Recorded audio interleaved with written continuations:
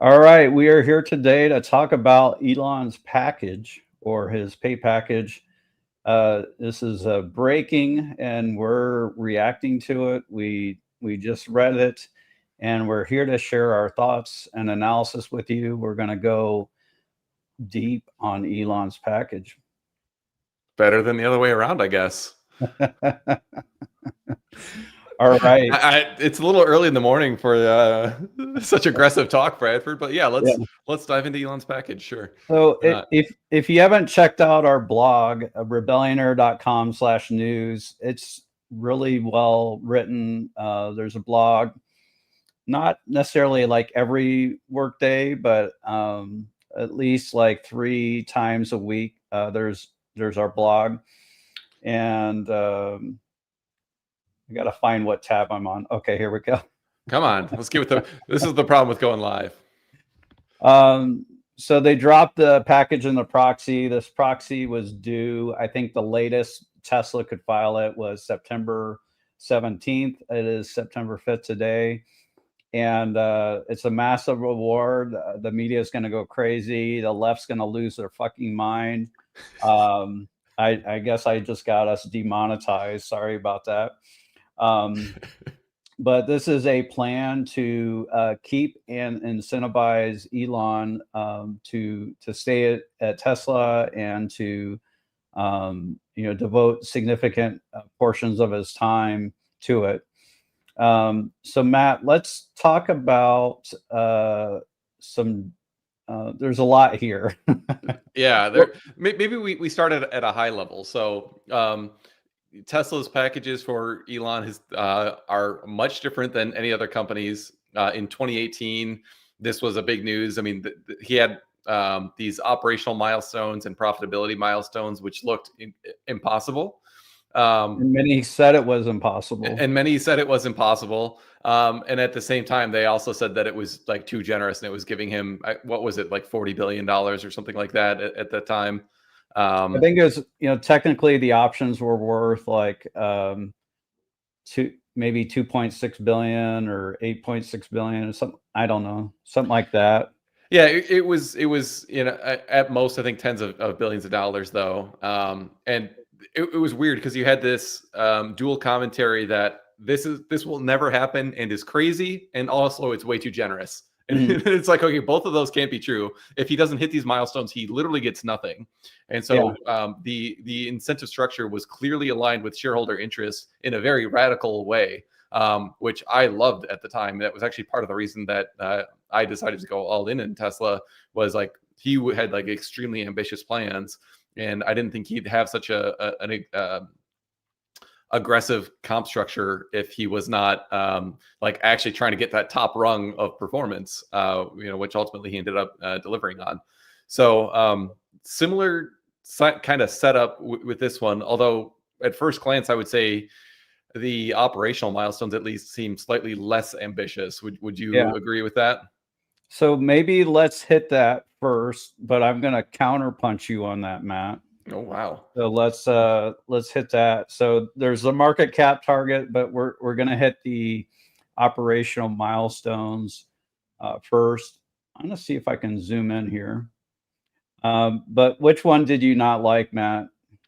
Okay, so the one that jumped off the page right away for me. So market cap targets, I don't really have a problem with. If you actually look at the SEC filing, the initial market cap milestone is 2 trillion, and then it steps all the way up to 8.5 trillion in $500 billion increments. So I'm fine with that. Now these are over 10 years.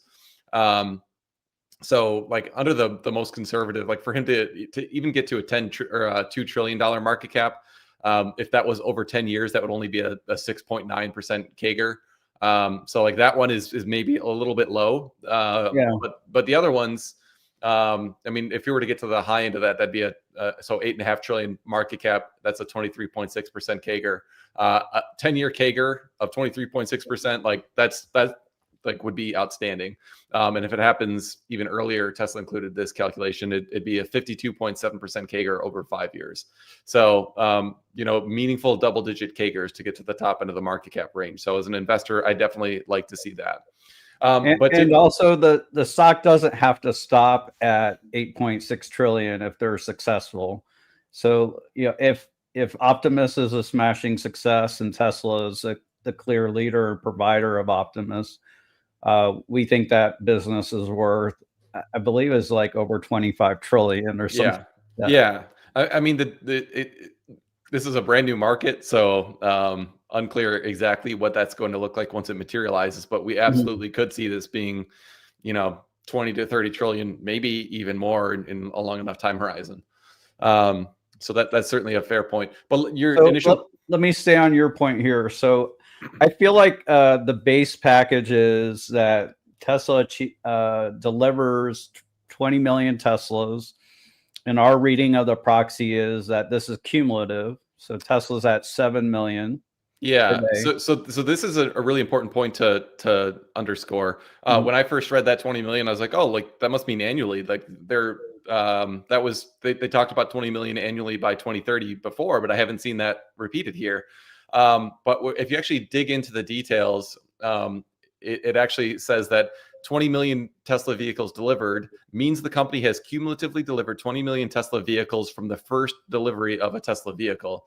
So, I mean, we're already well over a quarter of the way toward that target. And if Tesla just does nothing and keeps doing 2 million vehicles a year, that they'll clearly get there. So this one to me is just like a bit of a throwaway milestone. Like I don't think it's a throwaway. So right. I'm going to call this the base package. All right. So you need to give Elon something for stick around Tesla. He is a world-class recruiter of talent. He has great vision. He also does great forming teams, but also when teams get sclerotic or whatever, he breaks them up, like he did with the supercharger team. They got too bureaucratic, too big. They had like a 200-point checklist allegedly for each supercharger site. I also view like the $2 trillion market cap target as a base package. So like, if they hit 2 trillion and he has to hit an operational milestone of 20 million Teslas delivered, that's the base package right there. Yeah. So there are a couple easy ones. So I think 1 million bots delivered. Like right now, that seems like a bit of a stretch, but by 2035, if they've not hit that, like something has seriously gone wrong. I think. Yeah. So that one should be somewhat reasonable to hit, as well as 1 million robotaxis in commercial operation. Now, this one I don't have a problem with because like you need to get that like at scale, and I think 1 million is a good proxy for a reasonable amount of scale. So. I think those three should be pretty doable. But importantly, with the way that this is structured, he doesn't just get an extra 1% of the company with each one of those that he hits. The company has to be at a $2 trillion market cap to get the first one, then a $2.5 trillion plus another one of these operational milestone. And so then a $3 trillion market cap would be just to get those three. That might be like the easiest of the bunch. So even if like the company still has to be making meaningful amounts of profit or have commercial promise to attain these higher market cap targets. So that's what I love about the way that this is structured. Like it's not only market cap because then he can just be a hype man, and it's not only operational because then like if we as investors aren't seeing the results reflected in the share price, like then we shouldn't be giving him more of the company. So I love the fact that those are tied together. Right. All right. So if there are 1 million Optimus made, that would mean that Optimus is a commercial success. I think it's hard to argue with that. Yeah.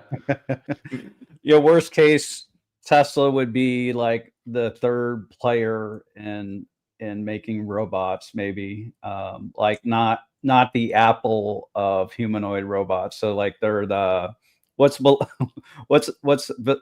beyond like Samsung, Nokia, like the Google Pixel or something of humanoid robots. Like I don't think that would be terrible. It wouldn't be amazing, but it wouldn't be terrible. But they should still have upside from the current share price under that type of scenario. A million robo-taxis in operation would be extremely meaningful. Matt, you and I, we did a private call, just you and I talking, and I think we estimated that around 400,000 robo-taxis would be needed to replace Uber in the US. So like if Uber was suddenly gone, their current activity in the US would take 400,000 robo-taxis. This is from my memory. So it's, operating, close to 24/7, that sort of thing.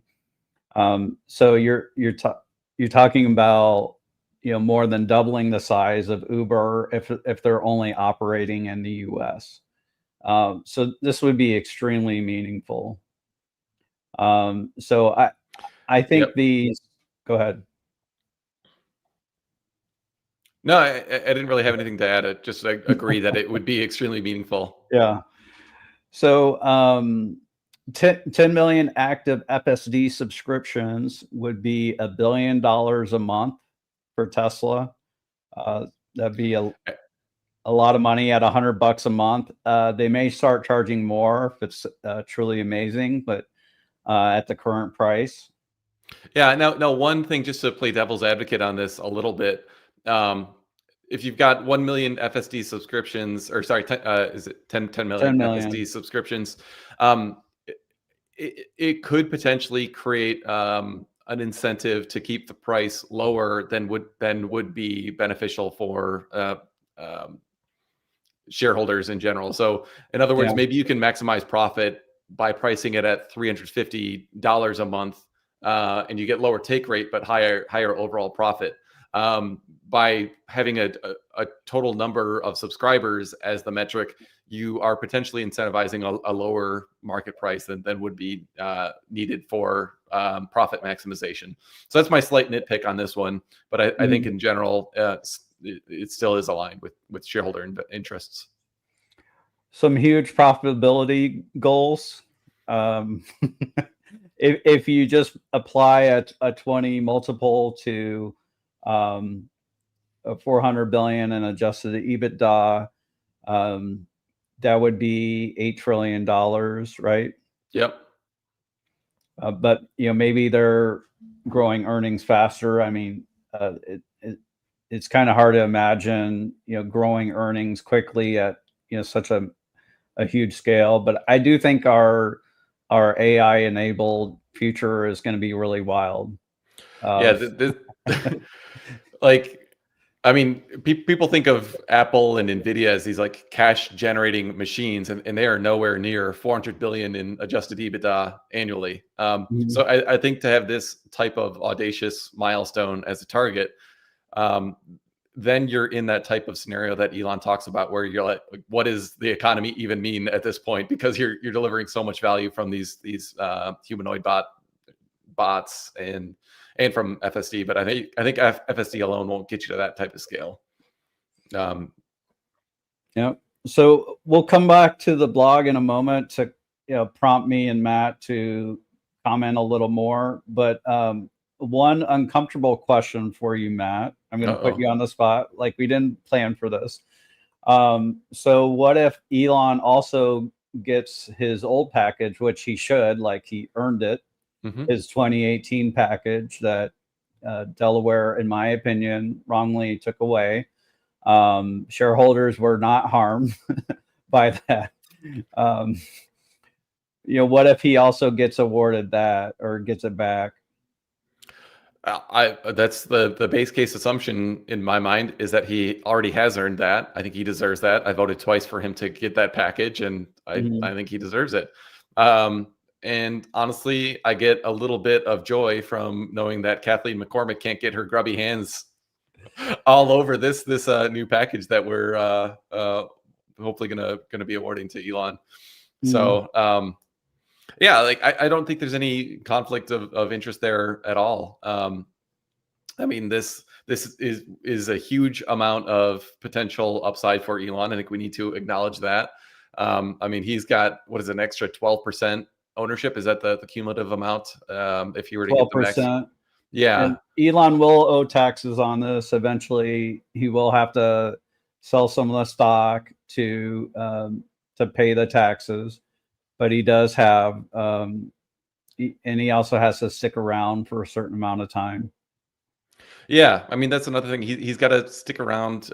He can't sell the shares for 5 years after they vest. So there's a lot of things that really incentivize and align long-term Tesla performance with Elon's ownership here. It does give him more control too. He gets the voting control earlier than the shares actually vesting, which I also think is a good thing because it allows him to do things like ensure that the bots are safe, for example, which is a huge concern of his, that we have beneficial AI and not just like we're going so fast that we're just going to push the technology as far as we can and we'll deal with the consequences later. Hopefully it's good.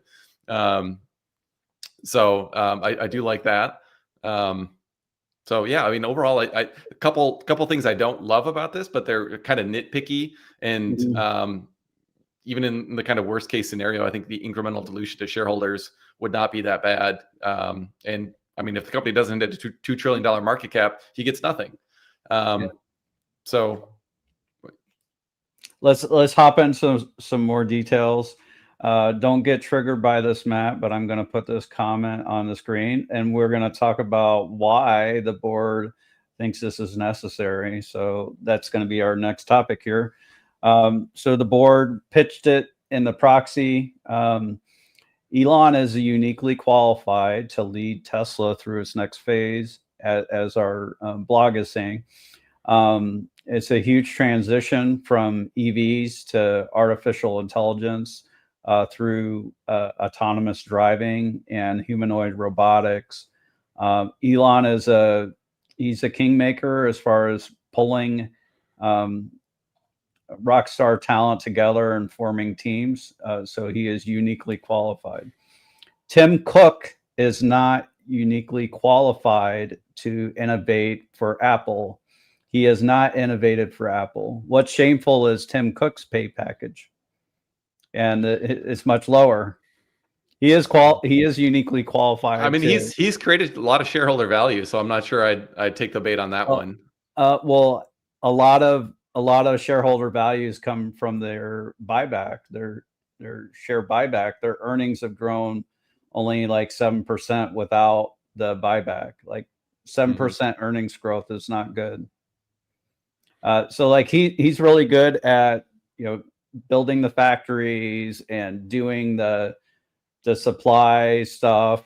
He's world class at that. Like he's a great COO or head of engineering or whatever, but he is not like the visionary or the guy that's going to kick everyone's butt into gear.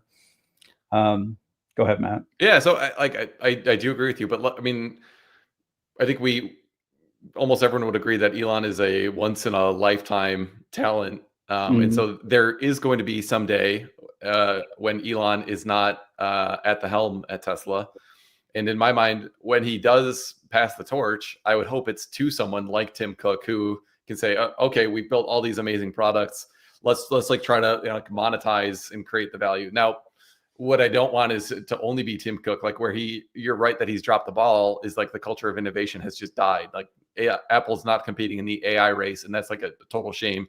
Siri is like as bad of a product now as it was 15 years ago or when they first introduced it. Like it's horrible how much they've dropped the ball on the technology side. So like I think your ideal replacement candidate for Elon, whenever this would be in the future, would be someone who can do a lot of the operational stuff with Elon while still keeping that culture of excellence and keeping that culture of innovation, because I think that's key to Tesla's success. And to keep that culture, you need a jerk. So who was it? I don't know, Bannon with there's a guy with Tens Torrent on chip design, but also Bannon on chip design for Tesla. He also worked at Apple, and they said one of the great things about Steve Jobs was that he would shake things up. that jerk. So let's dive into some differences here.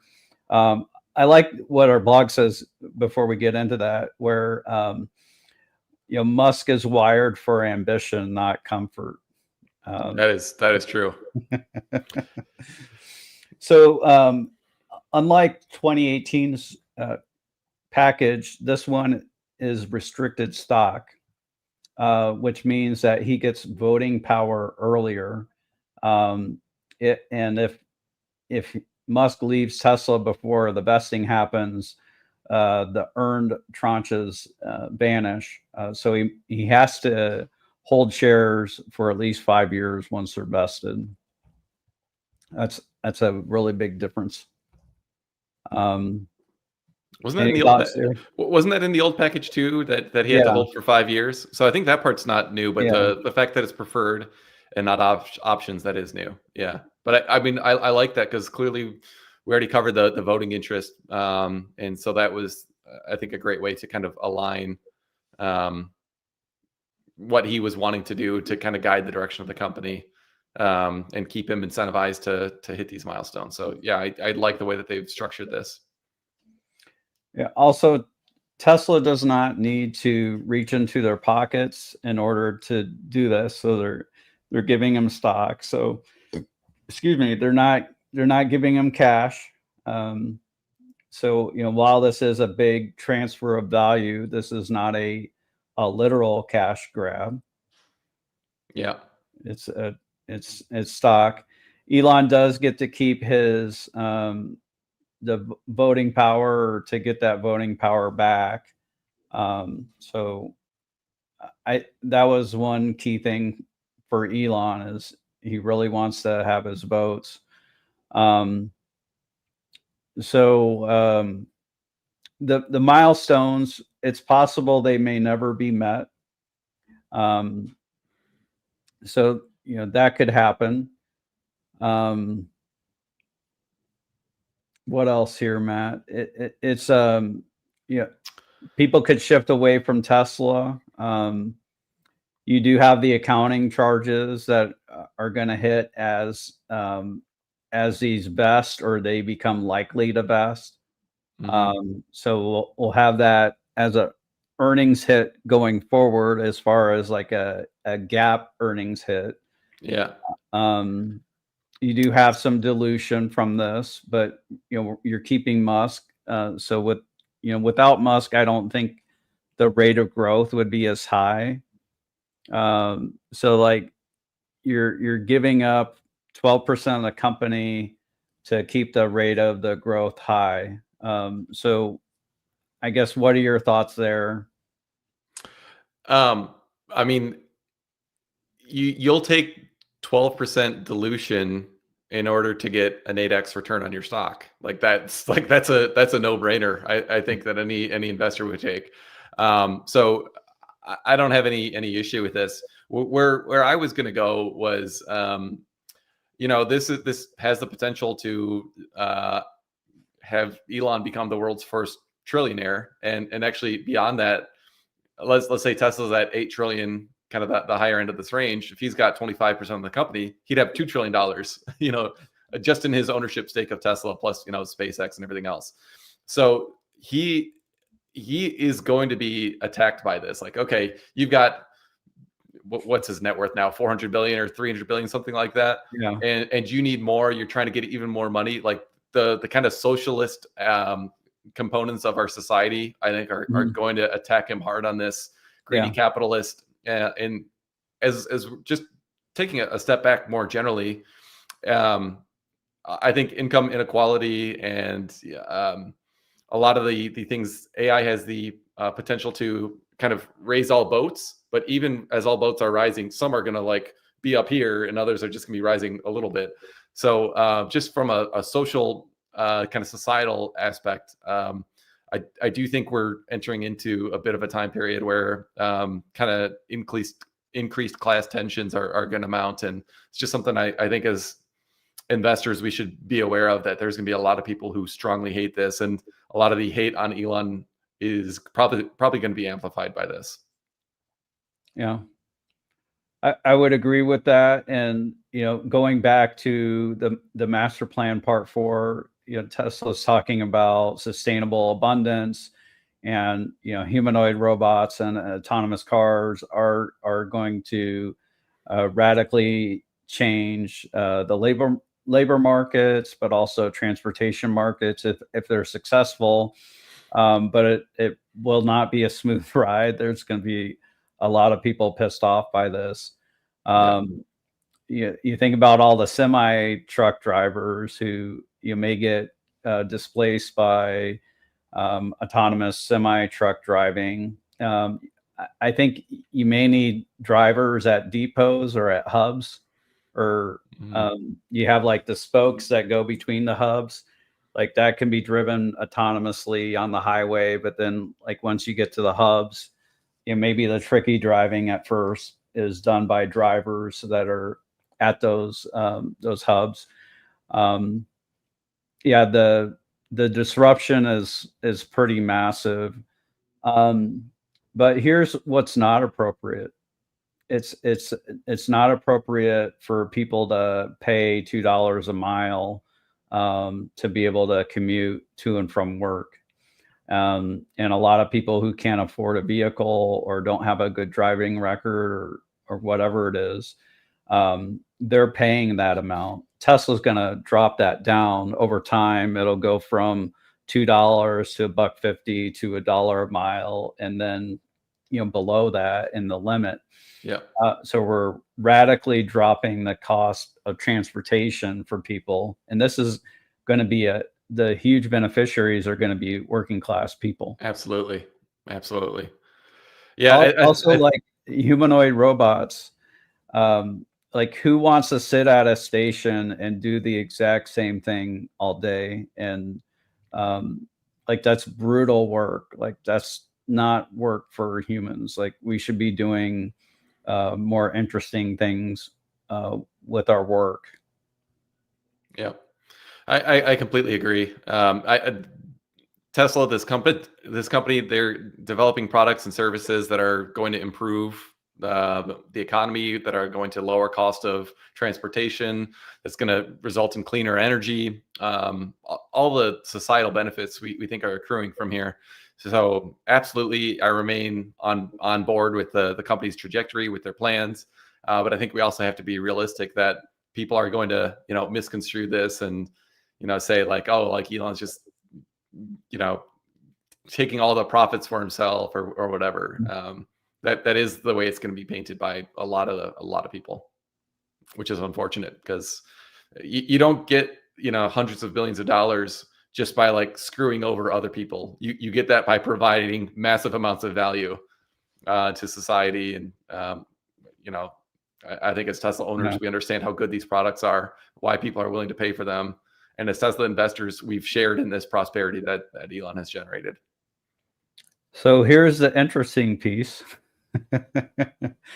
This pay package is worth $1 trillion if he hits all the milestones and gets Tesla to 8 trillion, 8.5 trillion.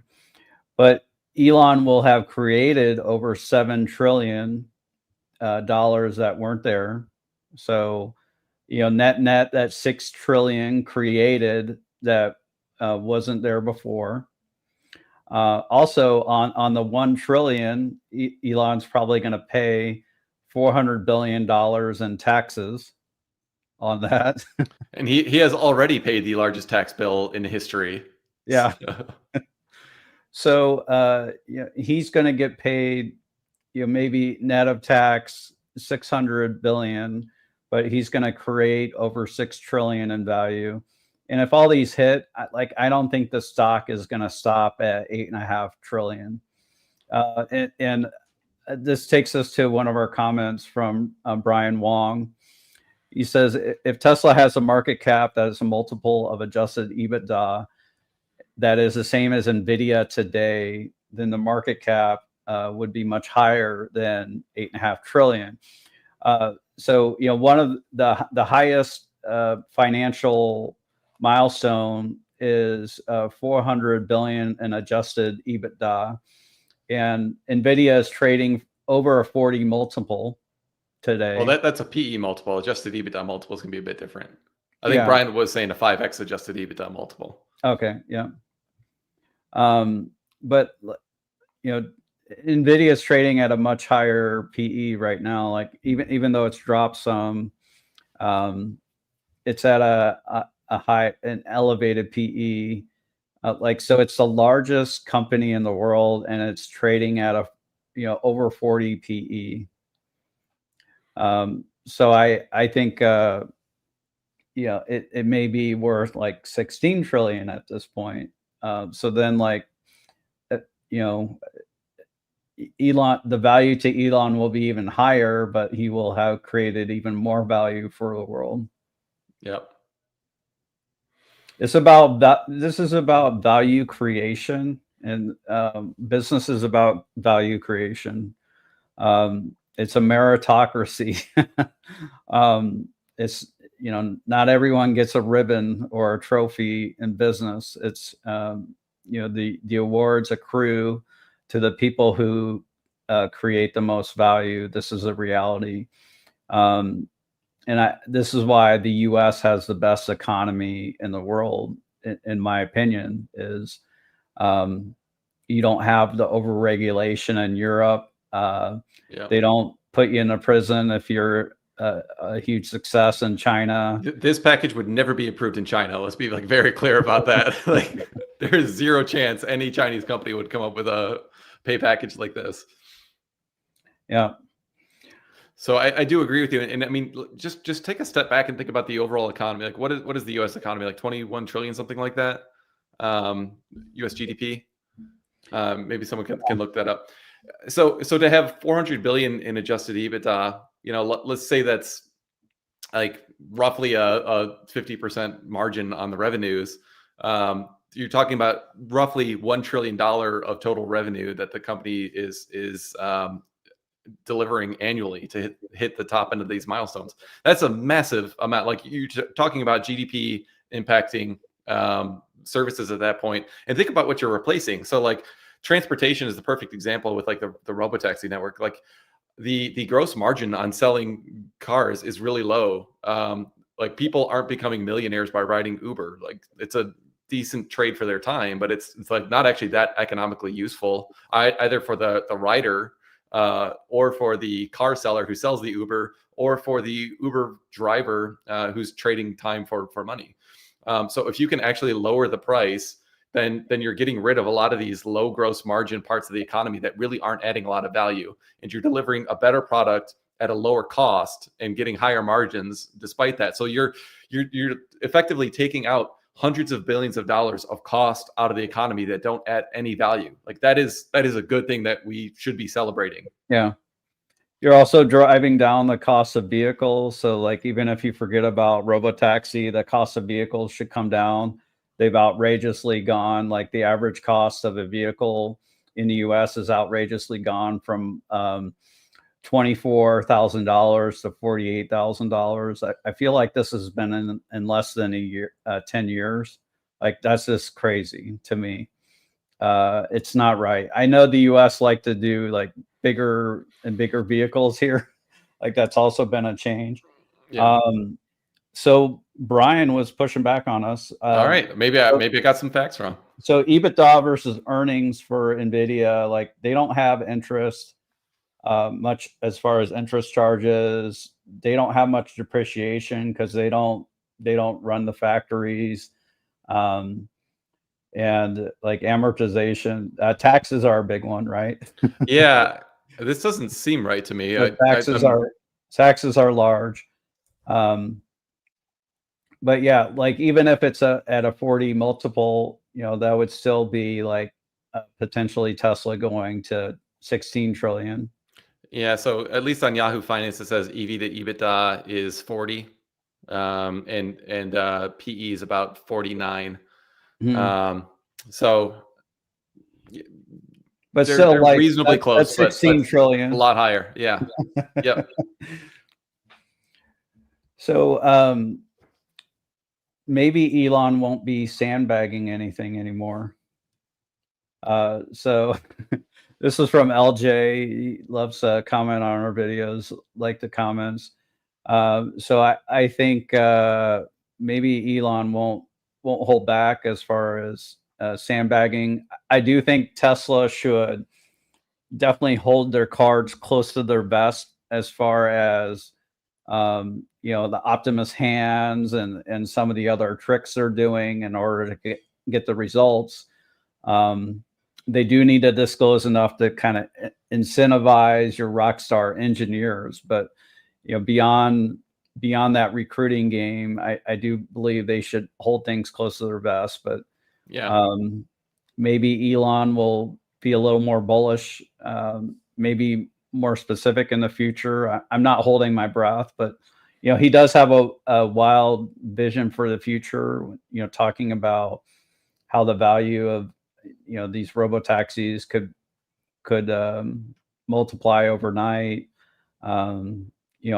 Optimus, abundance for all. Everyone has their own robot.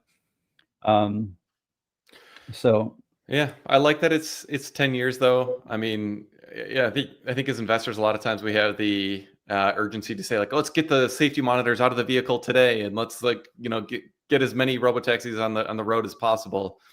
I think the right thing to do is actually like maximize safety. Let's go more slowly than we need to make sure that in 2035 the valuation is as high as possible, and not worrying about trying to maximize profits or what really shine in the next 3 years so you can cash out and be on your way. Like Elon's got a 10-year time frame, and then he's got to hold 5 years after he hit the restricted stock vest. So if you're playing options in this space, it can be a little dangerous, but if you're a long-term shareholder, I think it's a very good spot to be in. So let's stay on that point. Ooh, I thought you were wrapping. Okay. Not necessarily options, but when I or people that I know saw the previous pay package and really thought about the 2018 pay package, that kind of became a target for many as far as how they invested in Tesla and how long they held that sort of thing. So now like the target, it'll change with shares outstanding, but effectively the target is like 8 times higher than where the share price is today, and the stock's gone up since we've been talking, Matt. So it's down. It hit 355. It's down to 350 now. well, maybe we should stop. I know we're dragging it down. 349.88. Oh no. We were just talking about the importance of long-term shareholding, and now we're talking about how sad it is that it's down $5 in half an hour. So essentially, like the top of the package is something like $2,800 a share in 10 years. Yep.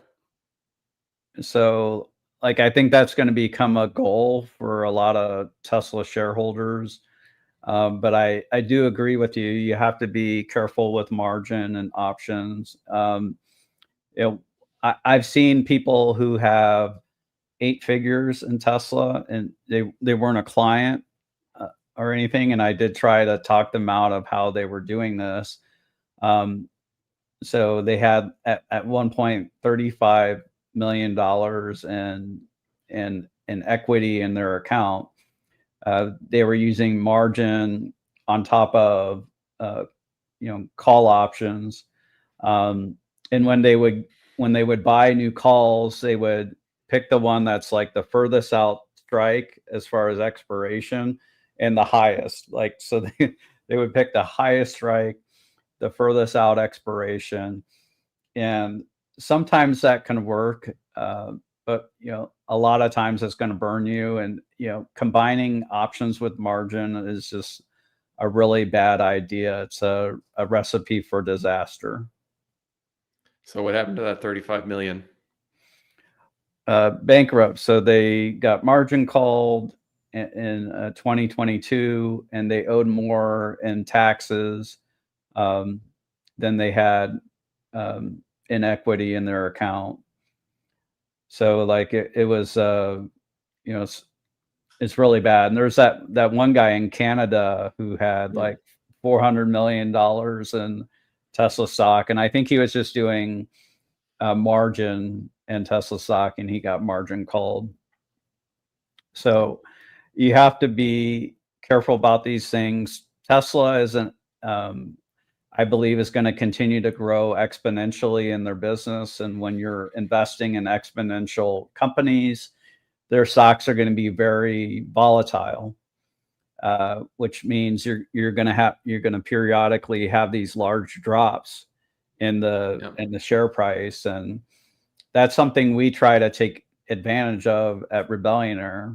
So when Tesla has these 40 to 60% drops, it seems to happen once every 12 months or so. It's not necessarily every calendar year, and we know that's coming, and typically we can try to take advantage of it.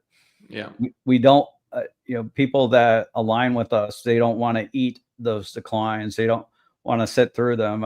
Many of us have sat through these declines, and while it's not a big deal if you don't have any margin or options, it still sucks. I mean, it's an opportunity that went by.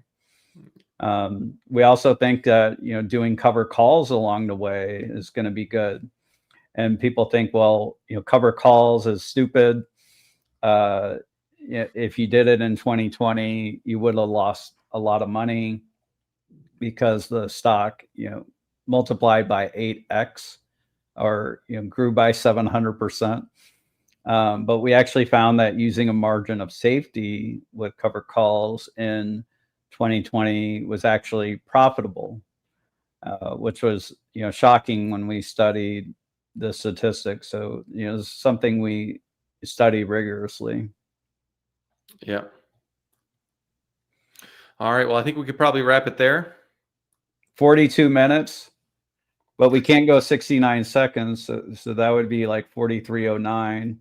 We could just maybe wait for that. But I think we'll just wrap it up there. He's Matt Smith. I'm Bradford Ferguson, and bye for now.